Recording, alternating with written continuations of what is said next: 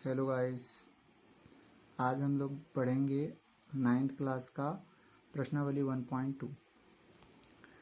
बहुत ही easy question है, इसमें बस थोड़ा थोड़ा ध्यान देना होगा। हमने पढ़ चुका है नंबर ऑफ सिस्टम यानी प्राकृतिक संख्याएं सारे पढ़ चुके हैं। उसी से रिलेटेड हैं क्वेश्चन। जैसे ये लिखा हुआ है, नीचे दिए गए कथन सत्य या असत्य हैं, कारण के साथ अपने उत्तर दीजिए। तो सबसे पहले हम इसको पढ़ लेते हैं, फिर इसके उदाहरण देके समझते हैं कैसे। ठीक है। लिखा है, प्रत्येक परिमेय संख्या एक वास्तविक संख्या होती है। देखो, मैंने बताया था वास्तविक संख्या जो होता है उसमें परिमेय और अपरिमेय दोनों होते हैं, तो इसी सत्य है। ठीक है। सेकंड है, संख्या रेखा का प्रत्येक बिंदु √5 के रूप का होता है, जहां m एक प्राकृतिक संख्या होती है। देखो, हमने अभी नंबर ऑफ सिस्टम में अभी √m नहीं पढ़ा था। इसमें m दिया हुआ है, जो कि √2 और √3 के बीच में भी देखा जाए तो उससे भी ये ज़्यादा हो जाता है, तो ये हो जाएगा असत्य। और यम एक प्राकृतिक संख्या नहीं हो सकता, ये पूर्णांक संख्या होगा, तो ये इसलिए ये असत्य हो जाएगा। थर्ड नंबर है, प्रत्येक वास्तविक संख्या एक अपरिमेय संख्या होती है। देखो, मैंने बताया कि जो वास्तविक संख्या होती है परिमेय और अपरिमेय दोनों होती हैं, तो इसमें प्रत्येक वास्तविक संख्या अपरिमेय कैसे हो सकती हैं? कुछ तो परिमेय भी होंगी ना, तो ये भी असत्य हो गया। ठीक है। यानी कि अगर अपरिमेय पूछता कि अपरिमेय संख्या क्या वास्तविक में, जैसे पहला क्वेश्चन, प्रत्येक अपरिमेय संख्या वास्तविक संख्या होती हैं, हाँ होती हैं, पर इसमें पूछ दिया प्रत्येक वास्तविक संख्या एक अपरिमेय संख्या होती है ना, ये गलत हो गया। इसमें परिमेय अपरिमेय दोनों होती हैं। ठीक है। अब इसको हम डिटेल में समझते हैं। यहाँ पे मैंने लिख लिया है, अब इसमें हम समझाएंगे कैसे। जैसे मैं इसमें लिखा है, संख्या रेखा का प्रत्येक बिंदु √5 सेकंड क्वेश्चन में चले गए थे। प्रत्येक अपरिमेय संख्या एक वास्तविक संख्या होती है। मैंने बताया था कि जो परिमेय होता है, यानी कि जो परिमेय संख्या होती है वो एक से लेके, यानी कि परिमेय में क्या क्या आता है, परिमेय में आ जाता है वास्तविक या रियल नंबर, होल नंबर, और यानी कि प्राकृतिक संख्या और पूर्ण संख्या, होल नंबर यानी प्राकृतिक संख्या, होल नंबर, यानी कि सारे आ जाते हैं। यानी कि 1, 2, 3, 0, 1/2 और √, ये यानी कि प्राकृतिक संख्या हो गए या अपरिमेय संख्या हो गई। ठीक है। तो यानी कि कहता है कि अपरिमेय और परिमेय, यानी ये परिमेय संख्या हो गई या अपरिमेय संख्या हो गई ना, √2 ये अपरिमेय संख्या हो गई। तो यानी परिमेय संख्या और अपरिमेय संख्या दोनों मिलकर एक वास्तविक बनाता है, यानी कि ये पूरा वास्तविक में ही होता है। ठीक है। तो ये वास्तविक संख्या होती है, तो इसीलिए ये हो जाएगा सत्य। ठीक है। सेकंड क्वेश्चन कहता है, संख्या रेखा का प्रत्येक बिंदु √5 के रूप का होता है, जहां m एक प्राकृतिक संख्या होती है। बिल्कुल नहीं, असंभव, असंभव, असंभव। क्यों क्यों होगा असंभव? असंभव इसलिए होगा क्योंकि मैंने पढ़ा था √2 और √3, इसके बीच की अगर देखा जाए तो √5 ज़्यादा हो जाता है। यानी m का मान तो हम कुछ भी ले सकते हैं, माइनस में हो सकता है, प्लस में हो सकता है, ये इसलिए प्रत्येक बिंदु नहीं हो सकता, अपरिमेय होगा।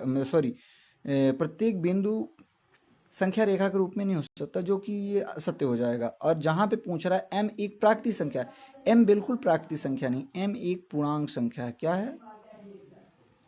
पूर्णांक संख्या है, इसलिए ये असत्य हो जाएगा। ठीक है, ये असत्य है। ठीक है, इसमें लिख लेना असत्य।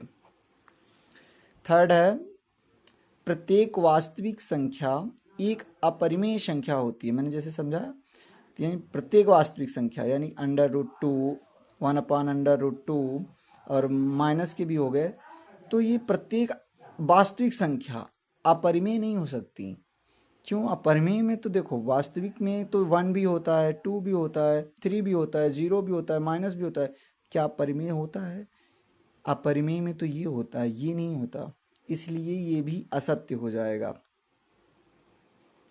ध्यान देना, ठीक है।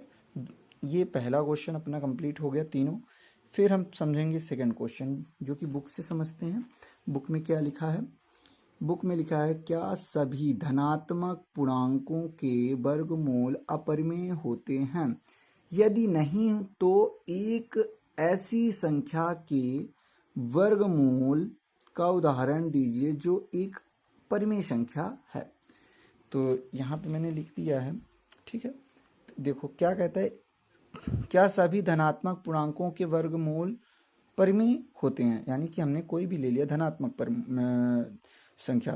तो मान लो ले लिया हमने 4, √4, ठीक है, √4 ले लिया, तो इसका क्या धनात्मक होते हैं? तो यदि नहीं तो एक ऐसी संख्या के वर्गमूल का उदाहरण दीजिए जो एक परिमेय संख्या हो।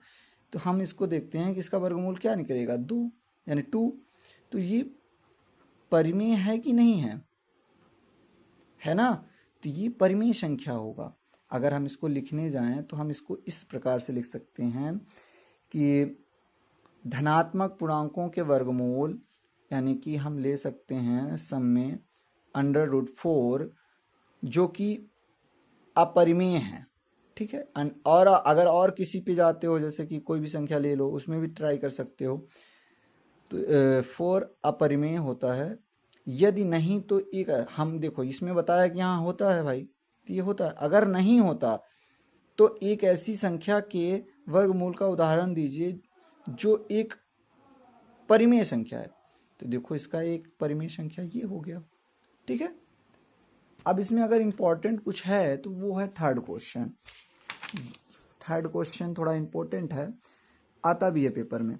लिखा है, दिखाइए कि संख्या रेखा पर √5 को किस प्रकार निरूपित किया जा सकता है। मैंने यहाँ पे लिख रखा है क्वेश्चन। इसमें थोड़ा स्केल की आवश्यकता है, मैं बिना स्केल के ही बना देता हूँ। कहता है, दिखाइए कि √4 रेखा मतलब समझते हो आप लोग कि हमने ये मान लो एक रेखा बना दिया, ठीक है। रेखा √, है तो मैं यहाँ से ले लेता हूँ 0, 1, 2, 3, 4, आगे नहीं लेता। यहाँ पे -1, -2, -3, -4, ठीक है। क्या कह रहा है, √5। तो आप लोग जानते हैं कि √5 का वर्गमूल क्या होता है। √5 का वर्गमूल हम लोग जानते हैं कि 2 पॉइंट कुछ करके आएगा, जो कि 2.1 हो या 2.2 हो सकता है। हाँ, तो 1 होगा। तो यानी कि अगर देखा जाए तो इसका कितना बनेगा, यहाँ से लेके ये जाएगा थोड़ा सा आगे, यानी यहाँ तक, ठीक है। और उससे स्केल से हम इसको हम चेक करें 19 डिग्री, तो ये 19 डिग्री कहाँ जाएगा अपना, ये सीधा ले जाएंगे 90 डिग्री स्केल से, तो ये इतना जाएगा, ठीक। देखो आने को तो ये यहाँ बनता है, ठीक है, पर हमें तो इसके हिसाब से बनाना है, छोटा सा। पर ऐसे बनाने से क्या मतलब, हमें तो 1 लेके बनाना है ना, 1 सेंटीमीटर। तो ये ले लिया और ये इसको हमने ऐड कर दिया, ये ऐड हो गया। तो ये हो गया हमारा कर्ण, यानी कि √5 ये हमारा रेखा है। और ये हमने लिया 1 और ये दिया है 2।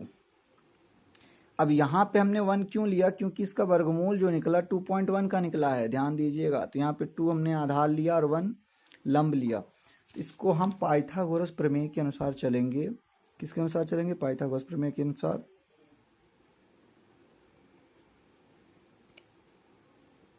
पाइथागोरस प्रमेय, पाइथागोरस प्रमेय क्या कहता है, कर्ण का वर्ग = आधार का वर्ग प्लस लंब का वर्ग।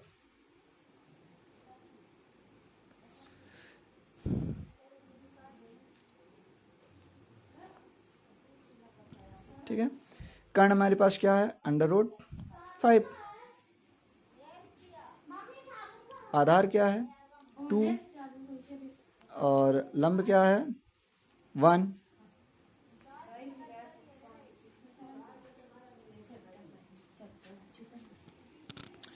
सॉरी गाइस, थोड़ा सा गलती हो गई। ये पाइथागोरस प्रमेय का है सही, कोई दिक्कत नहीं, पर ये वाला नहीं होता, ये गलत हो गया थोड़ा सा, इसलिए काट दिया हूँ। तो यहाँ पे कर्ण स्क्वायर इज इक्वल टू लंब स्क्वायर प्लस आधार स्क्वायर। तो हमारा कर्ण कर्ण क्या है, सॉरी, कर्ण स्क्वायर इज इक्वल टू लंब क्या है हमारा, लंब है 1 का स्क्वायर प्लस आधार कितना है 2, इसका स्क्वायर। ठीक है, तो इन दोनों का कितना होगा 1 + 4, तो कितना निकलेगा, ये निकला 5। तो यानी हमारा कर्ण कितना आ गया 5। ठीक है,